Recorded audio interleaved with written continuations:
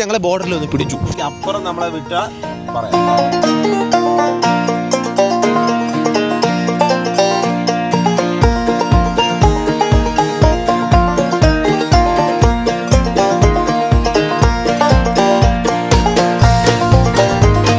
Hello ചങ്ങായീസ്, അപ്പോൾ ഇന്നത്തെ ട്രിപ്പിനെ കുറിച്ച് അധികമൊന്നും പറയുന്നില്ല. എന്താ വെച്ചാ ഇപ്പൊ തൽക്കാലം പറയാനുള്ളത് നന്ദന സിനിമ. അതിനകത്ത് നവ്യ നായർ ഗുരുവായൂർ അമ്പലം അത്രയും മാത്രം ഓർത്താൽ മതി. ഗുരുവായൂരപ്പനെ കാണാനായിട്ട് നവ്യ നായർ ഗുരുവായൂർ അമ്പലത്തിൽ പോകാൻ പറ്റാതെ ഇങ്ങനെ ഡിലേ ആയി പോകില്ലേ എന്ന് പറഞ്ഞാൽ ഇപ്പം നമ്മൾ നടയെ വന്ന് നിൽക്കുകയാണ്. എന്താണ് ഏതാണ് എന്തിനാണെന്നൊന്നും ചോദിക്കരുത്. ഇത് നടയ്ക്ക് അപ്പുറം നമ്മളെ വിട്ടാൽ പറയാം ബാക്കി. നമ്മൾ നിൽക്കുന്നത് രണ്ട് രാജ്യങ്ങളുടെ നടുവിലായിട്ടാണ്. കറക്റ്റായിട്ട് പറഞ്ഞാൽ നയാഗ്രയാണ് നമ്മൾ ആ സൈഡിൽ കാണുന്നത്.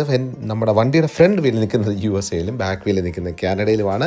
നമ്മൾ കാര്യങ്ങളൊക്കെ നമുക്ക് മനസ്സിലായല്ലോ. നമ്മൾ USA-യുടെ ഇമിഗ്രേഷനിൽ നിൽക്കുകയാണ്. അവിടെ ക്യാമറ യൂസ് ചെയ്യാൻ പറ്റില്ല. അപ്പോൾ നമുക്ക് ഇമിഗ്രേഷൻ കഴിഞ്ഞിട്ട് ബാക്കി കാര്യങ്ങൾ പറയാം.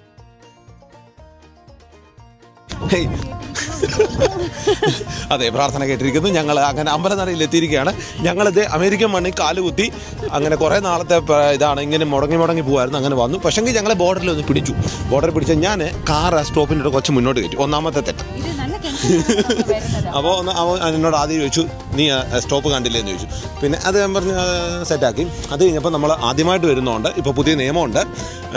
എന്തായിരുന്നു, ആ സ്റ്റാമ്പിങ്ങിന് വേണ്ടി അവരുടെ മേലത്തെ ഒരു ബിൽഡിങ്ങിൽ പോകണം. അവിടെ പോയി അത് സ്റ്റാമ്പ് ചെയ്ത് വരണം. ഒരാൾക്ക് $6 വെച്ച് കൊടുക്കണം. പക്ഷെ അത് ഞങ്ങൾ കൊടുത്തില്ല. കൊച്ചുള്ളതുകൊണ്ട് അവർ പറഞ്ഞു സെറ്റ്. അപ്പോൾ അതാണ്, ഇത്രയൊക്കെ ഉള്ളൂ കേട്ടോ. എനിക്ക് തോന്നുന്നു കാനഡ പോലെ അല്ലേ? അതെ, കാനഡയ്ക്ക് ഇച്ചോടെ വലിയ ബിൽഡിംഗ് ഉണ്ട്.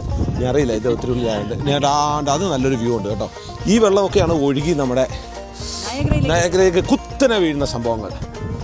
ഇത്രയേ ഉള്ളൂ സംഭവം. അപ്പോൾ നമുക്ക് ഇനിയും പോകാനുണ്ട്. അങ്ങനെ നമ്മൾ കാനഡയിൽ സിമിലർ ആയിട്ടുള്ള റോഡിൽ കൂടെ ഇങ്ങനെ പൊക്കോണ്ടിരിക്കുകയാണ്. അമേരിക്ക. പക്ഷേ സിമിലർ ആയിട്ട് തോന്നുന്നു അല്ലേ എല്ലാം. ചില വ്യത്യാസങ്ങളുണ്ട്. എന്താ വ്യത്യാസം വെച്ചാ? ഒരു വ്യത്യാസമൊന്നുമില്ല. വണ്ടികളെല്ലാം ഒരുപാട്, റോഡും എല്ലാം ഒരുപോലെ. എനിക്ക് തോന്നുന്നു കാനഡ ഇച്ചിരി വൈഡർ റോഡാണെന്ന് തോന്നുന്നു. പിന്നെ വൈഡർ റോഡാണ് കാനഡയിൽ. പിന്നെ വഴി സെയിം, വണ്ടികൾ അറിയാമല്ലോ സെയിം ആണ്, സിമിലറാണ്. പിന്നെ ഒരേ ഒരു പ്രശ്നം ഈ മൈലാണ്. മൈലൊരു വല്ലാത്ത മൈൽ. നമ്മുടെ മനസ്സിൽ ഇങ്ങനെ രണ്ട് ആവശ്യം വരും. സ്പീഡ് ലിമിറ്റ് നമ്മൾ നോക്കുമ്പോഴത്തേനും മൈൽ എത്ര ആണ് അതിനകത്ത് കാണിക്കുന്നത്. അല്ലെങ്കിൽ അത് മാറ്റിയിട്ടാൽ മതി, ഗൂഗിൾ മാപ്പിൽ പോയി മാറ്റിയിട്ടാൽ മതി. നമ്മളത് ചെയ്തിട്ടില്ല. ഇനി അതിനിടയ്ക്ക് നിർത്തി ചെയ്യാനുള്ളൊരു മനസ്സ് ഇതില്ലാത്തതുകൊണ്ട് മൈൽ തന്നെയാണ് അതിനകത്ത് കാണിക്കുന്നത്. അപ്പോൾ 65 മൈൽസാണ് കാണിക്കുന്നത്. അപ്പോൾ 75 മൈൽ വരെ സ്പീഡിൽ പോകാം എന്നുള്ളതാണ് വെപ്പ്. അപ്പം അതിങ്ങനെ നമ്മുടെ ഇതേ കാണിക്കുന്നത്, വണ്ടിയെ കാണിക്കുന്നത് കിലോമീറ്ററാണ്. അപ്പോൾ അത് വെച്ച് നമ്മൾ ആലോചിച്ചാൽ മതി. അതുപോലെ തന്നെ സൈൻ ബോർഡ്സും ഇച്ചിരി വ്യത്യാസമുണ്ടല്ലേ? സൈൻ ബോർഡ്, റൂൾസ് എല്ലാം സെയിം ആണ്. റൂൾസ് എല്ലാം സെയിം ആണ്. പക്ഷേ നമ്മൾ തിരിയുന്ന ആരോസ് ഒക്കെ താഴെ കാണുന്നുണ്ട്. എനിക്കൊന്ന് ട്രാഫിക് ലൈറ്റ്സ് ഒക്കെ ഇവിടെ താഴെയാന്ന് തോന്നുന്നു. ഇവിടുത്തെ ആൾക്കാർ നിങ്ങൾ കുറവാണ്. അപ്പൊ നമ്മള് ചേച്ചി പറഞ്ഞത് ഇത് അപ്സ്റ്റേറ്റ് ആയതുകൊണ്ട് നമ്മുടെ കാനഡയിലെ കൺട്രി സൈഡ് അതാണ് ഈ അപ്സ്റ്റേറ്റ് എന്ന് പറയുന്നത്. അപ്പൊ സിമിലർ ആയിട്ടുള്ള ഒരു ഉൾപ്രദേശം, സിറ്റിയുടെ വെളിയിൽ. നമ്മളിപ്പോൾ പോയിക്കൊണ്ടിരിക്കുന്നത് ന്യൂയോർക്കിൽ കൂടാണ്. ന്യൂയോർക്ക് എന്ന് പറഞ്ഞാൽ ന്യൂയോർക്കിന്റെ വെളിയിലുള്ള ഭാഗങ്ങൾ. ഇനി ഒരു 5-6 മണിക്കൂർ ഇപ്പറേ ന്യൂയോർക്ക് സിറ്റി പോകണമെങ്കിൽ ഇനി ഒരു 5-6 മണിക്കൂറുണ്ട്.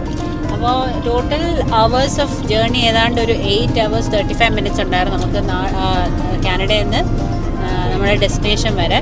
അപ്പോൾ അങ്ങനെ പോയിക്കൊണ്ടിരിക്കുകയാണ് നമ്മുടെ ട്രിപ്പ്. ഇങ്ങനെ